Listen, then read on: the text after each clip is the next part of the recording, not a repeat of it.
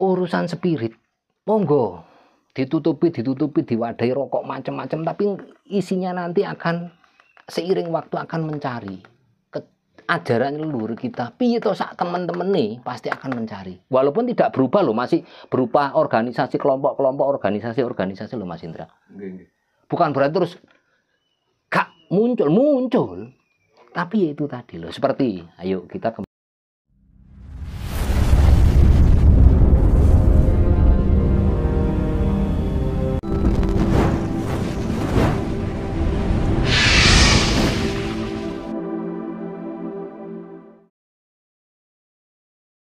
ini kan ada lagi kan, saya kan sering ketemu orang-orang spiritual seperti Kang Didik ya, bahwa ajaran leluhur ini pasti bangkit gitu. Ayo balik ke ajaran leluhur. Nah, kalau melihat fenomena yang ada di masyarakat kita gitu, kayaknya sulit lalu ajaran kita ini untuk bangkit. Kenapa? Satu, sekarang anak mulai kecil itu sudah dididik oleh ajaran ajaran tinggal, ya kan? Nah, apakah mungkin dengan fenomena seperti ini di bangsa kita, ajaran kita leluhur Nusantara itu akan bangkit? Nah, bagaimana menurut Kang Didik? Harus kita awal dari mana supaya ajaran itu bangkit? Matur nuwun. Pertanyaan yang luar biasa ini. Wah, ini Mas Hendra ini ternyata tajam, cerdas untuk membaca fenomena. Sasmitaning tias, sasmitaning jagat. Ya, terima kasih. Nggih. Matur nuwun. Jadi gini. Kang. Ajaran yang tak umpamakan ajaran. Kita begini, kita bicara seperti yang kemarin ya, kita sesinya kita sambungkan dengan cerita yang kemarin. Wadah, ajaran itu semuanya kan wadah. Ajaran apapun itu wadah berbentuk organisasi. Ayo kita jujur-jujuran lah, semuanya ajaran itu organisasi. Bahkan di Indonesia agama yang disahkan itu tahun berapa? Kita harus kembali kepada itu. Gitu. Sebelum kemerdekaan apa wis ning negara kuwi ana agama sik ta lah. Agama itu disahkan tahun berapa? Yang ngesahkan siapa?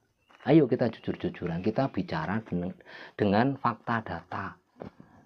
Disahkan oleh presiden pertama kita, proklamator kita, panjenengan dalam simbah kita, Insinyur Soekarno. Disahkan di agama, diundangkan, dibentuklah namanya agama ini. Makanya kembali kepada ajaran Pancasila, monggo tuh. Ketuhanan yang Maha Esa. Gitu kan. Ayolah kembali kepada ajaran-ajaran leluhur. Itu. Lah caranya kembalinya gimana gitu loh. Karena ini tadi organisasi ya, wadah. Wadah itu kan pasti ada isi toh. Iya. Nah, urusan spirit, monggo ditutupi, diwadahi rokok macam-macam, tapi isinya nanti akan seiring waktu akan mencari ajaran leluhur kita. Piye to sak teman-teman nih pasti akan mencari. Walaupun tidak berubah loh, masih berupa organisasi kelompok-kelompok, organisasi loh Mas Indra. Bukan berarti terus gak muncul, tapi ya itu tadi loh. Seperti, ayo kita kembali mundur, kita flashback ke belakang. Era 1 Masehi sampai 500 Masehi. Dari 500 Masehi sampai 1000 Masehi. Dari 1000 Masehi sampai 1500 Masehi. Dari 1500 Masehi sampai 2000 Masehi. Dari 2000 Masehi sampai 2500 Masehi.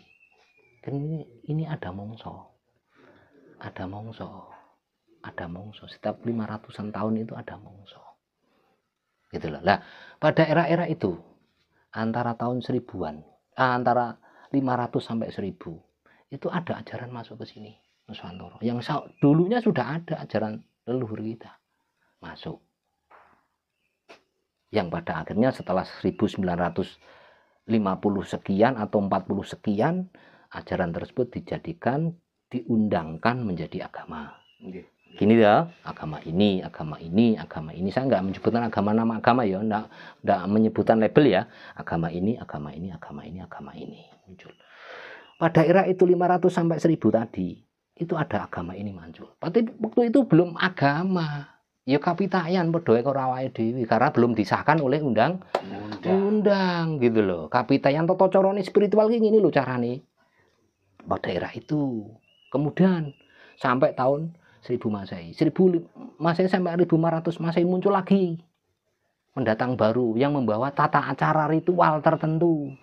Nggih mboten? Nggih. Nah, gitu. Dan seterusnya sampai muncul ini tadi yang saya omongkan, disahkan, diperundangkan dalam bentuk agama itu tadi. Nah, kembali kepada spirit Jawa. Spirit itu gen, Mas. Gen, Mas. Sekali lagi nyun sewu, spirit itu gen. Saya katakan gitu loh. Gen, spirit itu akan tergugah. Logikanya gini, wis logika ayo main logika mawon. Jane sore agama kuwi ya janjane ngono olah budidayane pikir. Olah dayane budi pakerti. Bentuk menjadi bentuk spirit. Ayo buka-bukalah ning ngene semua kitab-kitab mereka itu. Jadi ini kalau ngomong kitab-kitab ini saya itu sangat prihatin loh. Sedih sebenarnya, Mas. Sedih banget. Kenapa saya katakan sedih banget? Karena apa? Ini kalau sudah ngomong kayak gitu saya tuh pengen beruk, pengen nangis, berontak tapi gak kuwowo. Saya himbau bagi para pendengar pemirsa sedaya, syukur-syukur pemegang kebijakan, pemangku keputusan yang ada di pusat. Mbok iya tolonglah manuskrip kitab-kitab Nusantara ini yang dipegang oleh bangsa-bangsa lain di luar sana. Mbok iya dan balekno dengan kemampuanmu, dengan keputusanmu, dengan kebijakanmu. Biar anak turun Nusantara ini tahu. Gak mung dijejeli oleh kitab-kitab yang lain. Ketape leluhure dhewe dibuka dhewe. Nelongso Mas saya itu. Berok nangis ora iso nangis. Dan ada di museum-museum sana di luar negara sana. Dan mereka pelajari dengan detailnya. Sementara kita si pemilik sendiri goblok blok dijejeli kitabe wong liya. Nelongso Mas. Gitu loh. Sekali lagi para pamirsa, syukur-syukur niki dipersani pemangku keputusan, pemangku kebijakan yang di pusat. Monggolah. Satukan niat, satukan tekad, satukan genggaman tanganmu, kuasamu. Ambil manuskrip leluhur kita yang diambil oleh mereka, yang dirampas oleh mereka. Biar anak turun bumi Nusantara ini nggak kehilangan obor. Gak kehilangan jati diri. Contoh loh Mas, ngapunten mawon, ngapunten sedaya, ngapunten. Mosok njupuk S3 ilmu Jawa kudu ning njaba Mas. Nang negara njaba Mas. Gak lucu ta? Walik iku Mas. Walik iku Kang, walik. Hah. Iki lho. Ayo dirungokno iki para pamirsa niki lho. Aja bangga karo budayane wong liya. Ayo sing pemangku kebijakan, pemangku keputusan yang ada di pusat, ayo gugan, sadarono. Leluhurmu itu punya kitab, punya manuskrip. Ayo mbok yo nanti ambil. Wong cilik oglak-aglik semacam kita ini cuman menanti, menunggu kekuatanmu, kekuasaanmu untuk mengambil alih kembali. Oke, tengriku. Kembali kepada topik tadi. Apa ndi mau Kang lali sampean kepedhot sambungannya kepedhot ndi mau? Kenapa? Kita kan tujuan kita kan untuk kembali ke ajaran leluhur. Nah, ya.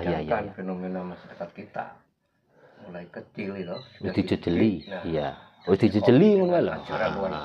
Mana mungkin leluhur bisa bangkit ajaran kita, ajaran leluhur. Nah, harus dimulai dari mana? Iya. Ajar kita itu bangkit lagi, Kang. Ya itu tadi saya sudah sampaikan. Karena kita sambil menunggu ya kebijakan pemangku keputusan di pusat. Ayo, saiki mulai digulawentahno sangka pribadi, gawe underan cilik-cilikan underan dari pribadi kita, memayu-hayu ning pribadi, memayu-hayu ning keluarga. Ayo dikenalkan kembali ajaran leluhur kepada keluarga kita sendiri, kepada anak turun kita. Ayo, anak turunnya ayo dikei weruh ajaran leluhur kita yang menggunakan unggah-ungguh tata krama. Ayo diparingi unggah-ungguh lagi. Disampaikan dari hal yang kecil dulu sambil menunggu. Syukur-syukur setelah video ini tayang kemudian pemangku kebijakan, pemangku keputusan di pusat itu dengar dan berani mengambil sikap ngambil dan kemudian dijadikan materi pendidikan. Soalnya ini loh Kang, ngapunten loh. Saiki kan pemangku kebijakan pusat itu nggak mikir budaya-budaya daerah, kearifan lokal ini diilangi. Nggih. Tulisan Jawa iki saiki diulangno berapa jam dalam materi pendidikan? Nggih mboten nggih. Tata krama gitu, basa ngoko, basa madya, basa inggil wis ra patek dikenalnya.